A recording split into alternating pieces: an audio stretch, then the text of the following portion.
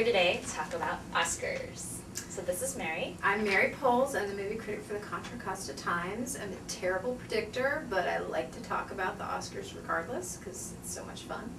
And I'm Marian Liu, the music critic at Sounds and Mercury News, and I'm also a movie buff, but I'm also bad at guessing, and Autumn the dog guessed better at Grammy picks than I did.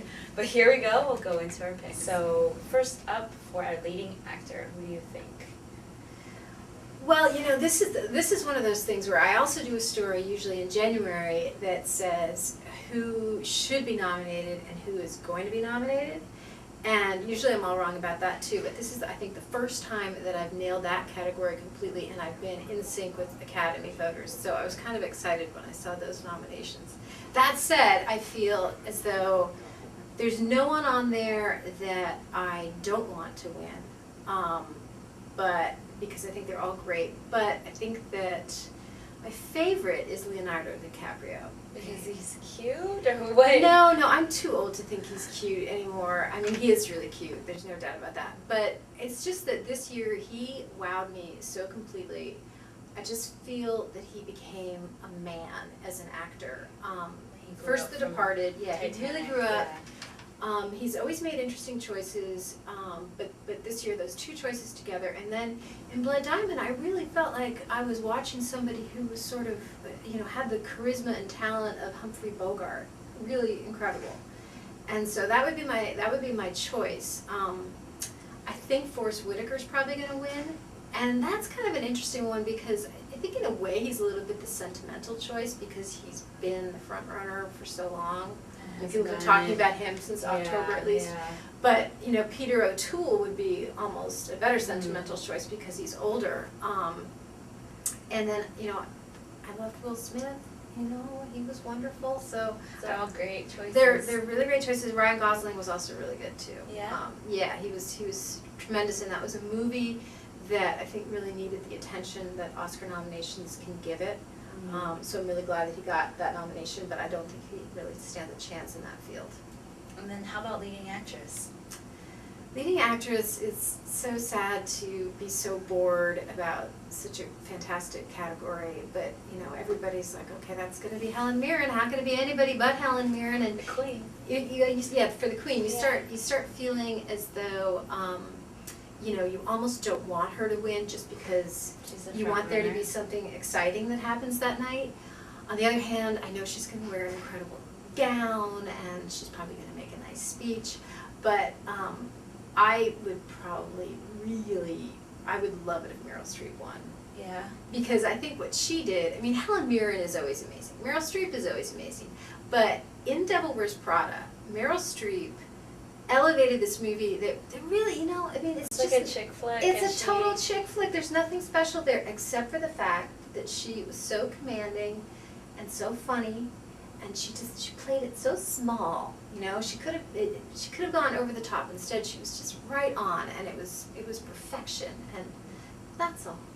Yeah, that's a good point. What about supporting actor? Supporting actor, I guess my inclination is to think that Little Miss Sunshine is kind of the underdog here. I mean, it got this Best Picture nomination, which was surprising, and then it gets two Best Supporting Actor nominations: Alan Arkin for Best Supporting Actor and Abigail Breslin for Best Supporting Actress. I think that movie has to get some sort of award. I think that the way the Academy looks at their ballot, they think, I really like that movie, I want someone from it to get it. And I think that it's going to be Alan Arkin who gets Best Supporting Actor. You're just saying that? No, I'm not. I'm madly in love with you, and it's not because of your brains or your personality. My own choice would probably be Jackie Earle Haley, who he had a very scary role in Little Children. He played a child molester, just come out of jail. Just by virtue of being alive, is sort of terrorizing this paranoid little town. He's struggling against this ugliness in his soul, and it's a really extraordinary performance. Yeah. So that's who I would give it to, but I do think it's going to be Alan Arkin. Okay, and then how about supporting actress? Supporting actress, let's see, well, I guess Jennifer Hudson is who everybody thinks will win. The favorites. She's the favorite, and, you know, watching Dreamgirls, I was in awe of her, but I was in awe of her when she was singing that song for those, 4 or 5 minutes, whatever it was. Yeah, the rest of the performance I just thought was sort of, it was kind of one note, and it was nice, but it didn't blow me away. It was good. The song blew me away. In terms of a memorable performance, for me, that's really acting and not just, emoting, is Adriana Barraza from Babel. She was wonderful. I think that I have this image in my head of her in this red dress, swirling in the desert, looking for these 2 kids that she's lost, these kids that are Brad Pitt and Cate Blanchett's, and just being tormented, and it's one of the best images I have for movies this year. But she would be the underdog, you think? I think she'd be the underdog. I think the true underdog probably is Abigail Breslin, because I think that's a little bit the cute little kid nomination. She's good. She was really good. Oh, okay. In terms of if you were just going to look at acting, Cate Blanchett is hands amazing, down. Always. She is amazing. Yeah. She is perfection in that role in Notes in a Scandal. But I guess I didn't think of her so much as a supporting character in that movie. It's a little bit tricky this year because we have the same thing with Forest Whitaker. Was he a supporting? I mean, if Cate Blanchett is a supporting actress in Notes on a Scandal, where she has almost as much screen time as Judi Dench, then Forest Whitaker should be a supporting actor for Last of Scotland. It's hard to say. Yeah. 2 more. So Best Director. Yes, Best Director. So who do you think?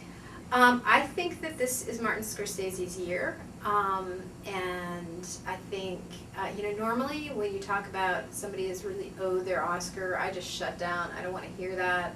I want it to be whoever had the best film of that year. But when I look at this lineup, I sort of feel like, he deserves it. He really does. The Departed was a really wonderful movie, and his directing was incredible. I mean, he has all these performances. Okay, so Mark Wahlberg is nominated for Best Supporting Actor, as he should have been. But you also could put Alec Baldwin in that category. He's also very good. Yeah, and you could have put Leonardo DiCaprio in that category. And you could maybe have even put Martin Sheen in it. And that is the director's work that you're seeing. You're seeing him really shaping performances and drawing them out of people. And I mean, for someone to get Mark Wahlberg to an Oscar-nominated role is pretty impressive, don't you think? Marky Mark. Yeah, I always think of that when you see and I think the only person that I would put up against Scorsese in this category is someone that I might, if they won, I'd be pretty pleased about it, is Paul Greengrass for United 93. Because I think he did something really different, really unusual, made a movie that felt like a documentary and took us back to this just terrible place that we were in on September 11th and illuminated it for us. And so, I mean, I hope that at least the nomination will make more people see that film. And Best Picture? Best Picture, I have a harder time with. A lot of them were on my top 10 list, not Little Miss Sunshine, but other than that, I think it's a pretty good list, but it's not one that I'm completely devoted to. I mean, I had it like a German film, The Lives of Others, was on higher on my top 10 list. So I guess I would say that I think The Departed is going to win, because I think when those people are looking at their ballots and they're saying, yes, Martin Scorsese, they're going to say, well, there, I got to give it to him. I got to give it Best Picture as well. It just flows together. I mean, the two go together. I think in terms of movies that people enjoy the most, Little Miss Sunshine is the clear winner. Held a knife to my throat and said I had to choose what I thought should really should win, I would probably say Babel. But again, I had a great time at The Departed, so. Yeah, that would be my favorite. I'm hoping that Ellen DeGeneres does a really good job, and that she does a good enough job so that she can just do it for a couple of years. So it's not the kind of thing where there's a host that comes in and they're picked apart, even though I thought Jon Stewart did a pretty good job last year. And he tried. Yeah, he tried, and it's a really hard job. Yeah. And I don't think that there is actually a harder job in show business. I think it's gonna be a good year. It's gonna be a fun year. Thank you. Thank you. Thanks.